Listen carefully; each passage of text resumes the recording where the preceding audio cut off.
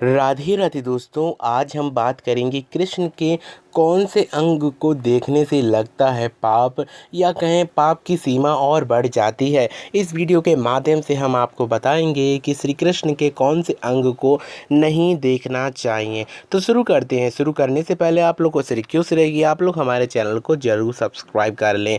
यह गाथा उस समय की है जब श्री कृष्ण रणछोड़ कहलाए थे। यह जब जरासंध ने श्री कृष्ण पर 17 बार आक्रमण किया था और 18वीं बार जब आक्रमण किया तब उसने ब्राह्मणों को सैनिक बनाकर कहा कि अगर मरेंगे तो ब्राह्मण मरेंगे, अन्यथा कुछ नहीं होगा। और इधर से जरासंध यज्ञ कराने लगता है ब्राह्मणों से कि कृष्ण से मैं विजय प्राप्त कर कर आऊँ।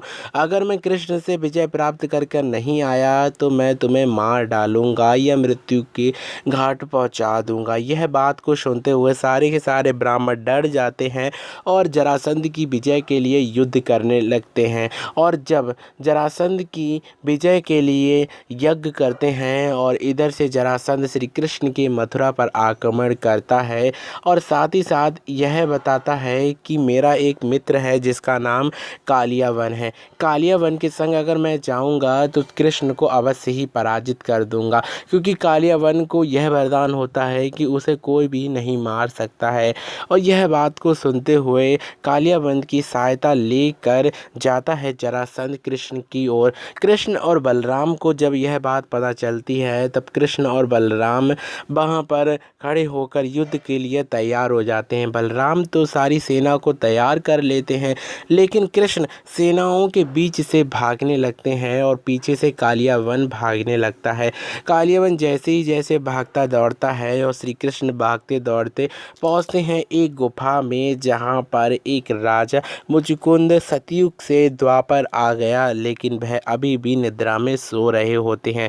उन्हें यह वरदान होता है कि उनकी निद्रा को जो भी जगाएगा या भंग करेगा तो वह तुरंत ही उनकी देखते ही भस्म हो जाएगा। श्री कृष्ण को यह बात पता थी। तब श्री कृष्ण ने देखा कि कालियावन के बहुत अभी पुण्य है और इन पुण्यों को क्षीण करने के लिए मुझे भागना होगा। भागते समय मेरी जब पीठ दिखेगी तब उसके पाप अवश्य ही बढ़ेंगे और मेरी पीठ के पीछे पाप का निवास है, इसलिए मुझे भागना चाहिए, जिससे कालियावन के जितने भी पुण्य हैं वह नष्ट होकर पाप में बदल सकें। यह बात जब श्री कृष्ण को पता चली तब श्री कृष्ण रणछोड़ कहलाने के लिए भी रण से भाग निकले और उन्हीं राजा मुचुकुंद की गुफा में जाकर बस गए। वहाँ पर जैसे ही जाते हैं कि कालियावन पीछे से आ जाता है। इधर से श्री कृष्ण अपना पीताम्बर उन्हीं राजा मुचुकुंद को चढ़ा देते हैं या बिछा देते हैं, जिससे वह ढक जाते हैं, उनका अंग नहीं दिखता है।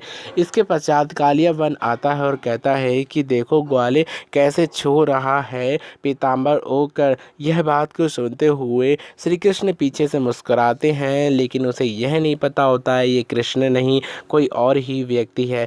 जब वह बहुत ही तेज़ों से मुष्टिक या लात का प्रहार करता है, उसके पश्चात वह राजा जो मुचुकुंद होते हैं उठते ही वह देखते ही वह भस्म हो जाता है। इसके पश्चात जब मुचुकुंद को पता चलता है कि श्री कृष्ण ने ही यह लीला की है और लीला के कारण ही उन्होंने मेरा यह कार्य सिद्ध करवाया है, सतयुग से द्वापर आ गया लेकिन अभी भी मैं निद्रा में सो रहा था, इसलिए प्रभु ने मुझे जगाया, यह बहुत ही अच्छी बात है। और श्री कृष्ण कहते हैं वहाँ पर आकर कि तुम मेरे परम भक्त बनोगे। और यही भक्त थे श्री नरसिंह मेहता जी, जिनका पूर्व जन्म भी इसी गाथा से निर्धारित होता है।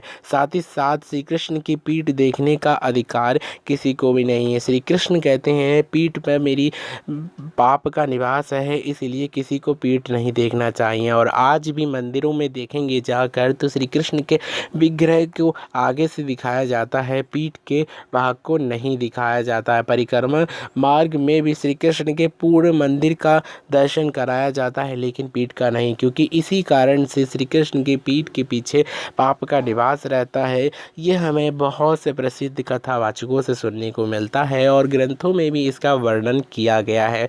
तो फिलहाल इस वीडियो में इतना ही। मिलेंगे एक नई वीडियो की नई इन्फॉर्मेशन के संग।